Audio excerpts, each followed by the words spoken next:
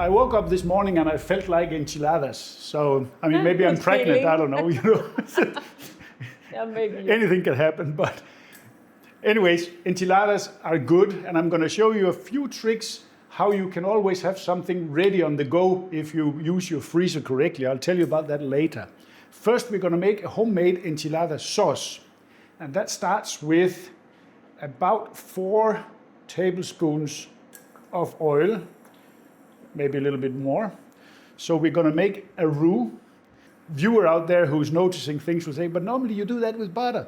But you don't have to. You can do it with olive oil. So I have my pan running on medium heat. So I said 4 to 5 tablespoons and then 4 tablespoons of flour.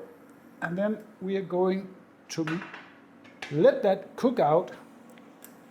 And we're going to stir it all the time. We want to let it cook out until the flour is fully absorbed and we take out the raw flour taste and we let it get golden. And then you start smelling like a nutty smell in the air. That gives a hell of a good flavor to the sauce. So always start like this. Basically, this is the base for any good sauce.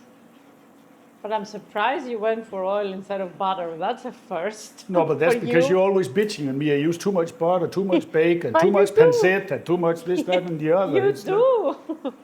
I don't think I do. Yeah. And if there is any lumps here, make sure to squish them out. And you want to let this cook on medium heat for a couple of minutes, as I said, till it doesn't smell of raw flour. It starts smelling a little bit nutty, gets golden brown, I would say. So just keep going here. But yeah, you could do it with butter, obviously. I mean, But what's normal? What do they do in the enchilada? enchiladas? No, it's just normally in the enchilada sauce. You could do it with vegetables oils, you could do it with butter, you could do it with bacon fat if you're so inclined. I could do that. Render I out some know you could. smoked pancetta, make a roux out of that. Beef tallow. Ooh, beef tallow. I make a kick-ass beef tallow. Link down below how to make that, by the way. Yeah, don't miss it. Give this a couple of minutes and then I'll show you what we're going to do. And now you see it's slightly changing color, getting a little bit more golden brown, and it smells nutty, as I said before. Then we're going to go in with our spices. 2 teaspoons of chipotle chili powder. 2 teaspoons of smoked paprika. Cumin, same amount. A bit of oregano, about a tablespoon. And a little bit of garlic powder. That's aromatic, huh? Yes, of course it is. And now you'll see when you mix this in, it starts looking like wet sand, something like that. But you want to roast your spices because that brings out a lot of flavor for the sauce. So make sure to mix this thoroughly and let it cook a little bit. I'm not talking about minutes here, I'm talking about 30, 40 seconds, but you want them to roast. You want to start smelling your spices. Well, they do smell. Yeah, they do all over That's the kitchen. nice. Oh, it's going to be very I flavorful. got the paprika now. This is, yeah. This is oak smoked paprika, by the way. Very Northern nice. Greek, very nice. And when that looks nice and combined like this, we're going to give it a couple of tablespoons of tomato paste. Big ones. Don't be stingy. You want to have some tomato paste in here. And get that all mixed in.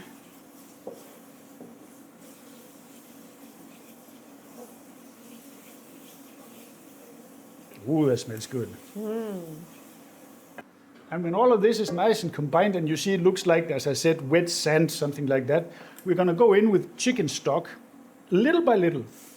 So we add, I don't know, this is 4 cups, so let's say we add a cup or 250 milliliter. And then make sure to get this all dissolved. And as it starts, you see, dissolving and that disappears, we add a little bit more. And we keep going as this warms up. And that way you don't get any lumps in your sauce. So just keep stirring. Don't let it be on its own. You have to keep stirring while you're doing this. And when everything is nice and smooth, like you see here, with a nice consistency, I mean, if you know store-bought enchilada sauce is very thin. This is the consistency you want, something that's thick and nice. Now we want to give it a taste to see how much salt we're going to need, because it will need some salt.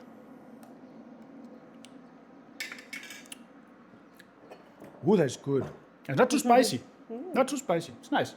But we need definitely 1.5 teaspoons of salt, I would say. Maybe 2 teaspoons of salt. And then we're going to get that in there, and we're going to let this simmer for maybe a couple of minutes, something like that. And then we'll set it aside so we can move on with our meat. Sauce is resting over here, and as you maybe understood, that was literally 7 minutes to make a kick-ass enchilada sauce. And now to make this even faster, because that's what I craved them this morning, instead of going to my butcher to buy minced meat and blah, blah, blah, blah, blah, I always make, when I do ragu bolognese, I make a ton of it. And then I make these nice little bricks.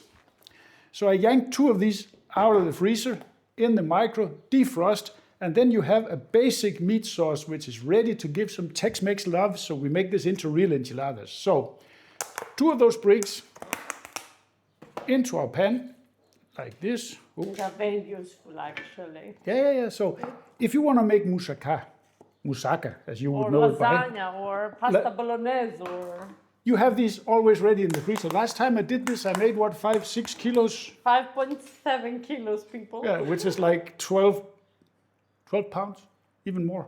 Yeah, 12 Maybe, a lot of it. So all we want to do now is give this some Tex-Mex love. So out in a pan, fire it up on, let's say, medium to start warming up. And then we're going to add tablespoon and a half of cumin, because that is basic flavor that has to go. I'm not going to add any more chili because I have chipotle chili powder in my sauce. And mind you there, if you're using regular chili powder, then you could use more here. But the chipotle chili powder is so much more potent, so be careful when you use that. Yeah, my eyes are burning. And then I'm going to go in with some minced or diced jalapenos. Yeah. But I use them pickled always, because that gives that little tang of vinegar, which I love that when that's in the meat sauce. So use them fresh if you so want to. Use red chilies if that's your flavor. And then we're going to give it a little bit of liquid smoke. So instead of doing it, because then we are getting that sort of just a little bit. Then we get that Tex-Mex flavor profile that we're looking for. You can add more things if you so want to. That's all up to you, but this is what I'm going to go with today. And by the way, a good contemporary bolognese, there's a link down below how to make that, so it's really good. And you can use it for so many things. Because in this sauce we already have onion, carrot, bit of celery, and tomato. So it's beautiful for this. Yeah, and now all we want to do is mix this well and let it bubble away for 4 or 5 minutes maximum, so flavors they combine, and then we're ready to build. And here we are, and it is literally 20 minutes in. This is so quick. Especially if you have the mincemeat ready. That's the whole point about this. Yeah. This is for your favorite Wednesday evening date night. Yeah, friends over, come, exactly. Easy. There you have it. I'm going to use flour tortillas. You can use corn if that's your flavor, if that's what you like best. I'm using these medium-sized ones. You can use the small ones if you want to make it like an appetizer, but I think this is the good size. So an oven pot, Pyrex, call it what you want. We want to add a little bit of our sauce to the bottom here, just so things they don't stick when we put them in. Not a lot, because we want the sauce on top, but we want some in the bottom. I mean, we could oil the pan also, but why would we do that when we have this beautiful sauce? And we want them to be saucy when they come out of here. So, like that. Then we give the tortilla a little bit of sauce. Not too much here, but just, Yeah, don't over wet it. So a little bit in there. And then we're going to go in with, let me move this a little bit closer, some of our minced meat. And again, you don't want to make these too thick. You want to have a nice... Yeah, so you can really roll it nicely. Yeah, exactly. And you want to have like some tortilla with meat. You don't want to have a huge meat with a little bit of tortilla. Shredded cheese, use whatever you prefer. You could use cheddar. This is Graviera or Gruyere, which I just grated it before, coarsely, as you can see. Yeah, but it's soft and mild. It's not very. No. You don't want a very cheese. hard cheese for this. You want something that's Don't overfeed melty, it. You won't be able to. melty and gooey and nice. And then basically what we do is we roll this up, simple as it goes. That looks nice. And then seam side down, squeeze it down here so it fits nicely. And then we move on with number 2. And basically we carry on until the end of this, and then you have a beautiful meal to serve for friends, family, or yourself. And then you can have them to reheat the day after. That's also good. Oh, Even for for- a nice breakfast brunch. Yeah, exactly. Who doesn't like a breakfast Yeah. enchilada? I mean, I know I can be convinced. So Sure. a little bit of cheese, and again, tuck it in here, roll it over, and I'm going to continue until we have the pan nice and filled with all of these little nice ones here. So see you when this is full. And there we have them, all nice and rolled up. So now it's all the sauciness that has to happen over the top with our enchilada sauce, and we're going to use all of it, or not all of it maybe, but that would be too much. I'll save a little bit for For a rainy day. a rainy day. I think it's too much. I made a little bit too much because you have sauce inside, but you want it to be nice and covered on top here, okay? Something like that. So get to the corners, get it nice and covered. Don't you think that's about it? That's Because it's also spicy, so and I know you're gonna be killing me later. That's what you often do. List. Yeah. You're used to that by now. I'm used to that, yeah. And then, of course, more cheese. That's the goodness you want on top here. Cheese, cheese, cheese, cheese. Melted cheese. That's what makes it good. This is one of these little bit spicy, but still comfort food kind of recipes, you know. Melted cheese, minced meat, nice sauce. This is gonna be a pretty sight. All of it we get here. And what we have left to do, simply take this, preheated oven, middle rack, 200 degrees, in with that, and we let that go for probably 25 minutes, 30 minutes, half an hour, let's see. When you get that nice crunchy, golden crunch on the cheese, I'll show you how that looks.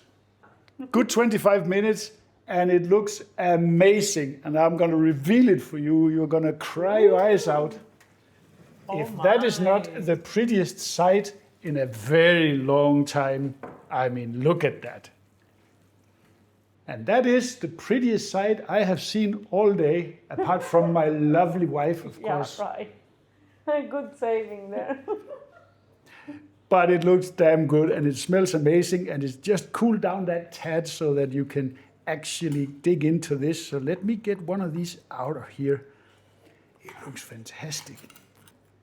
There we are. Ooh. One thing about enchiladas is that you want to make your thumbnail before you take it out, because it's not pretty on a plate, but it's so delicious.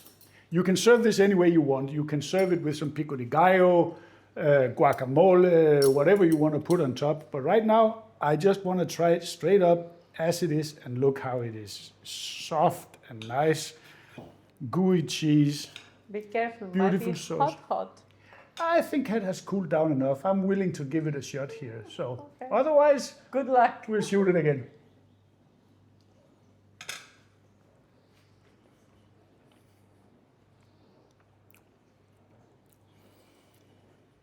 That's fantastic. That is comfort food. And it's not too spicy.